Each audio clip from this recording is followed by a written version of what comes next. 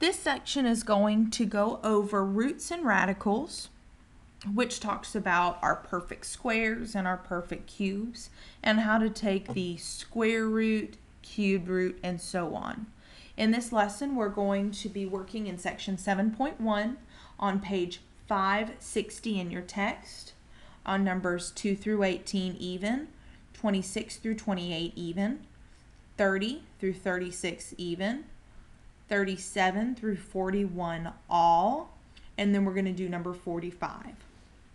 So notice that I have written all of the perfect squares and perfect cubes from perfect squares 1 to 15 and perfect cubes from 1 to 5.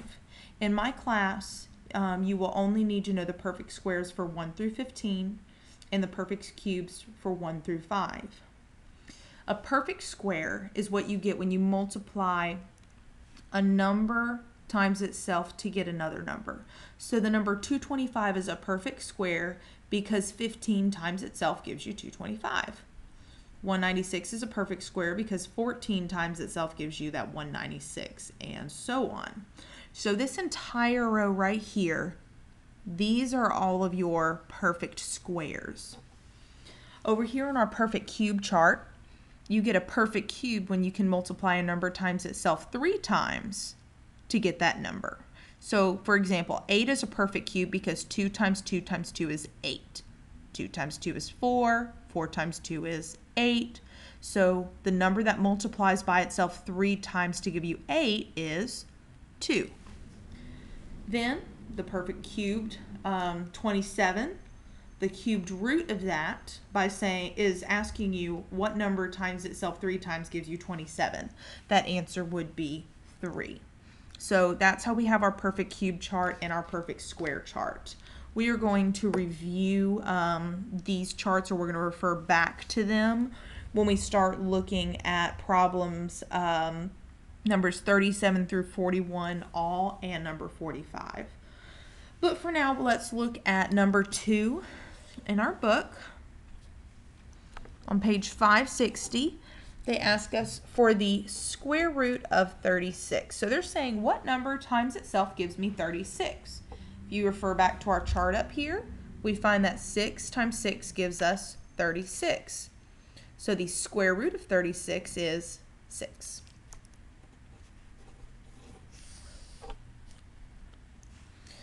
Number 4 says I have the negative square root of 81. By saying the negative square root of 81, they're actually asking you for the opposite of the square root of 81. So the square root of 81 is 9, because 9 times 9 is 81. So if we ask for the opposite of 9, it would be negative 9.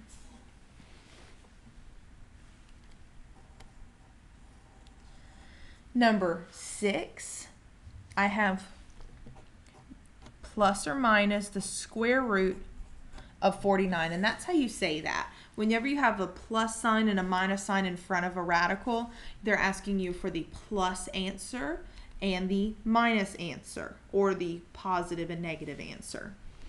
So to do that, the square root of 49 is 7, so we would say plus or minus 7. Or you could say 7, negative 7. Whatever works best for you and what your instructor prefers. If you are in my class, I prefer you do the easiest way possible, which would be that plus or minus 7 there. Number 8, we have the square root of negative 25. So if I were to ask you what is the square root of negative 25, you might automatically say, hey, I know that. That's negative 5. But when you ask for the square root of something, that actually means that what number times itself gives me negative 25. Well, if it has to be a number times its exact self to give you negative 25, we would say, well, negative 5 times negative 5. Well, if I do negative times a negative, that would give me a positive, and then 5 times 5 is 25. So negative 25 is not the same as a positive 29. So if we were to say positive 5, we would still end up getting a positive 25. So what we can conclude here is that we can't take the square root of a negative number because there is no number that when you multiply it by itself, you would get a negative number. Because per our multiplication chart, we know a positive and a positive is a positive. A negative times a negative is a positive. A positive times a negative is a negative. And a negative times a positive is a negative. So in other words, if you have a number multiplied by the same sign as that number, you're going to end up with a positive answer. So you can never take the square root of a number that is negative. So we would either use the answer as not real, or we could write imaginary. Either way works perfectly fine for me. I won't care. If you are looking at this video for another instructor, you may ask them if they have a preference. For my class, I don't care either way. So on number 10, I have the cubed root of 64. And just so you guys know, for this square root of 36, we have what's called the index right here, and it's understood to be a 2. Okay, that 2 lets us know that that's how many times we have to multiply whatever number to get 36. So since that 2 is there, that means that we need to multiply 6 times itself twice to get 36. And just so y'all know my terminology, I probably should have started with this, but no big deal, y'all have it now. So just so y'all know, this right here is called our index. You will also hear me call it the root. The number inside here is the radicand. And then the sign is the radical sign, or just the square root sign, however you want to work it. So the cubed root of 64, that means what number times itself 3 times gives me 64. Well, be careful, because 64 is in both of these charts. We can either have a square root of 64 or a cubed root of 64. So don't be confused by those differences, okay? If I'm asking for the cubed root of 64, I want to know what times itself 3 times gives me 64, which would be 4. Now for number 12, I have the negative cubed root of 125. Again, this is actually asking you for the opposite of the cubed root of 125. So first we need to find what the cubed root of 125 is. So that tells us up here that the cubed root of 125 is 5. But they're not asking for that. They're asking for the opposite of that. So the opposite of 5 would be negative 5.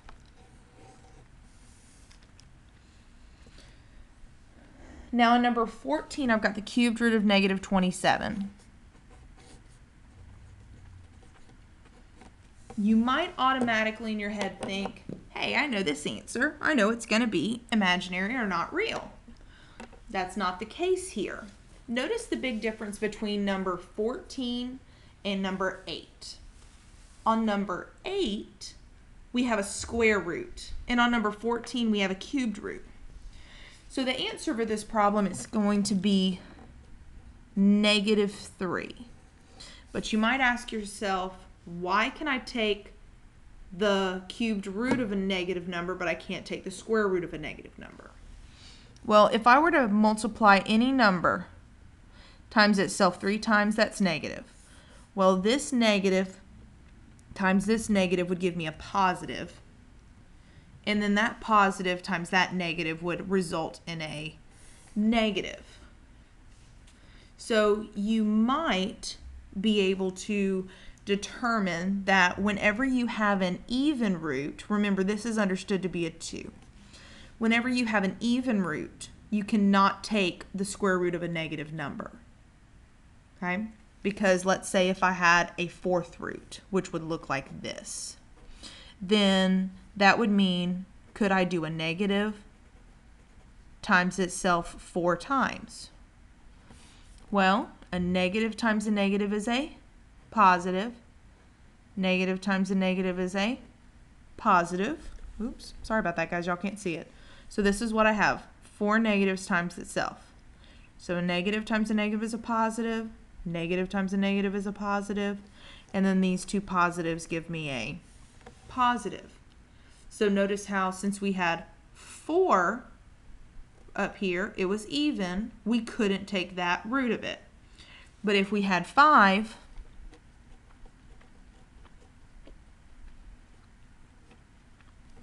well, these two negatives give me a positive. These two negatives give me a positive, and that's a negative. Well, these positives give me a positive, and I bring that negative down. And then a positive times a negative is a negative. So we can conclude that when you have an even root, you cannot take the root of a negative. Your answer would be either not real or imaginary. If you have an odd root, then your answer would result in a negative. Okay. Now let's look at number 16. Number 16 says I have the 5th root of 32. Well, we didn't go over 5th roots, but you can easily figure this one out. You can start with 1 and multiply 1 times itself 5 times.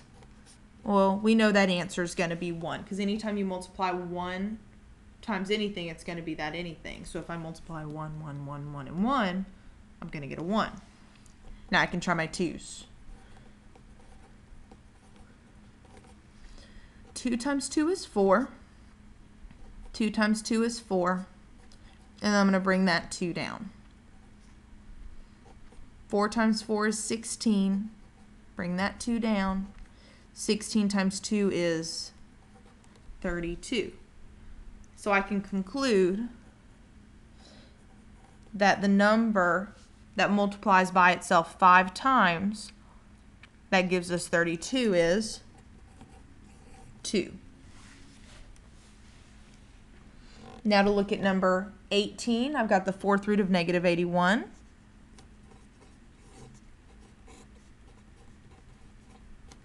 Remember what we just talked about on the on problem number 14. If our root is even, then we cannot take the root of a negative. So we would write for our answer either not real or imaginary.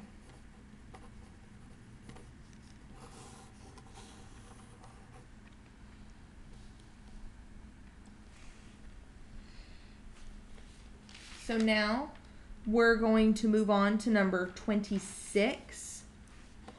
On number 26, it's a little bit different than what we're used to seeing.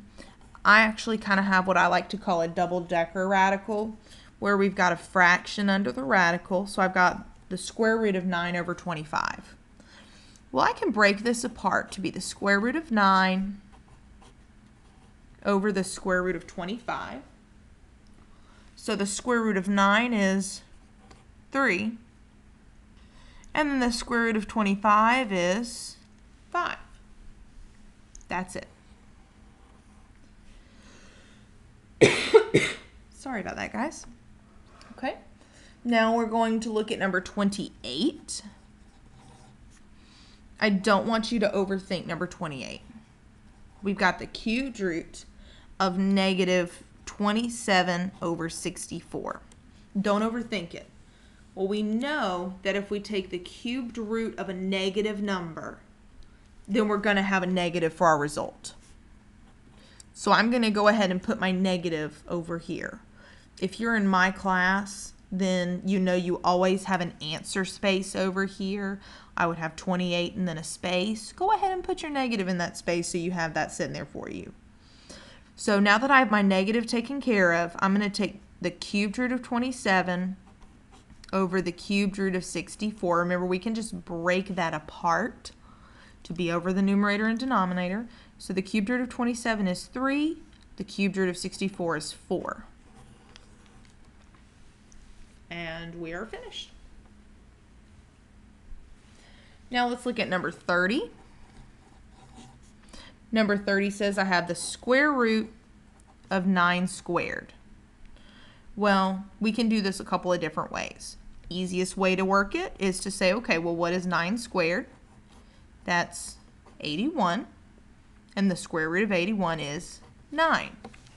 Or you can actually think about what we're doing and say, okay, well, the square root asks us what number times itself gives me what's right here. Well, they're telling me 9 squared, so that means 9 times 9. So that means 9 is my answer. That didn't make sense to you? No big deal. Go ahead and multiply it out and then take the square root like we did in the first place.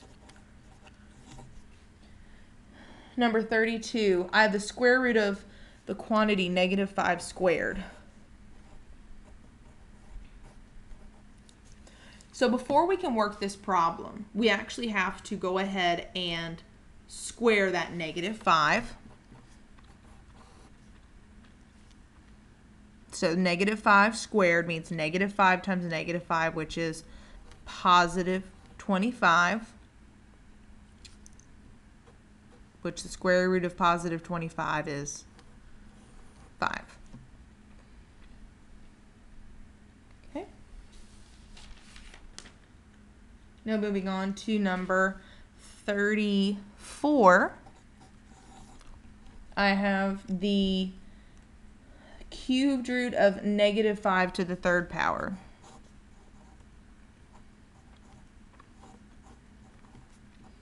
So again, I'm going to go ahead and multiply that out. So -5 times -5 times -5 is going to give me a -125. And the cubed root of -125 is -5.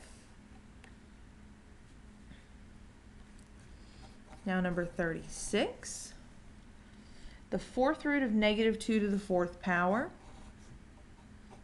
If you would like to go ahead and try this problem just to see if you can get the answer correct, feel free to pause the video so you don't see me work it and you can try it for yourself. So I'm going to multiply that -2 to the 4th power, which means -2 times -2 times -2 times -2.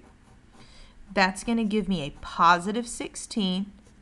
So the 4th root of 16 is 2.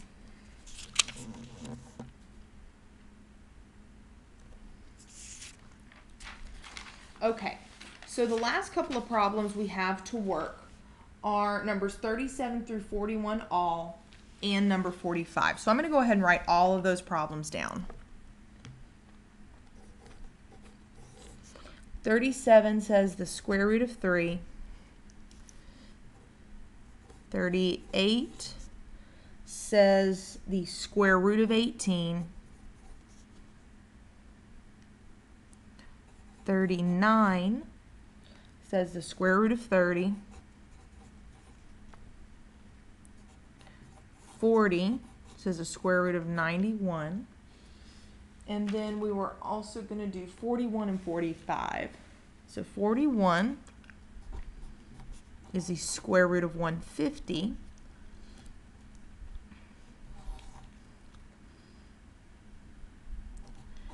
And 45 is the cubed root of 100. So I'm going to back this up just a little bit. I'm going to see if I can position this so it's going to be easy for us to see.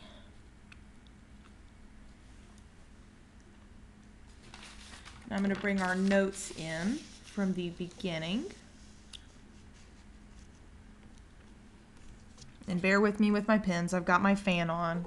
If you're in my class, you understand how I don't do heat well, so I can't turn the fan off, not even for the video. So on number 37, they're asking us to approximate each square root by finding consecutive integers that trap the root. Well, consecutive integers. that means that numbers that are one after another. So a consecutive integer for 3 would be 4, but another consecutive integer could be 2 and 3. So there are always numbers right after another. So the way we work these problems is we go to our perfect squares, which are right here. That's what this line of numbers is. And you want to find where the square root of 3 lies in place. So the square root of 3 will actually lie right here, because the square root of 3 is in between the square root of 1 and the square root of 4. So my answers for this problem will be 1 and 2. You can write 1 comma 2. You can write 1 and write out the word and 2. It doesn't matter. It's however you want to write it. It's no big deal. So then when I look for the square root of 18, I look in this column to find where the square root of 18 is. So 18 falls in between 16 and 25. So my answer will be 4 and 5.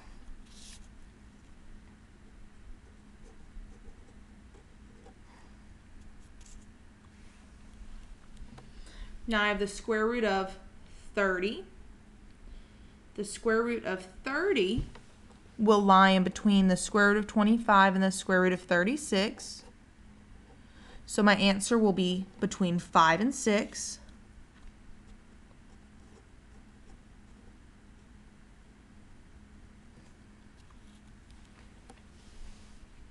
And then on number 40, I've got the square root of 91.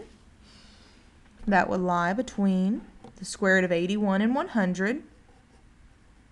So my answer would be between 9 and 10.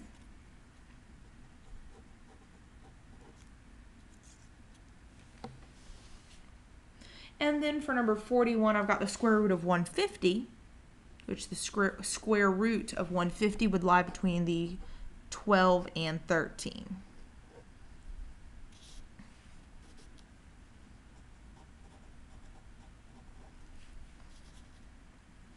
Now let's look at our perfect cubes. So on our perfect cubes, and the reason I'm looking at the perfect cubes is because it's asking for the cubed root. That's what tells me which chart to look at. So over here, I want to find where the cubed root of 100 lies.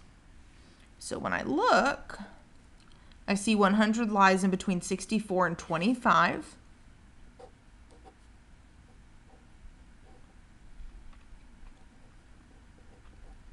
So our answer would be 4 and 5.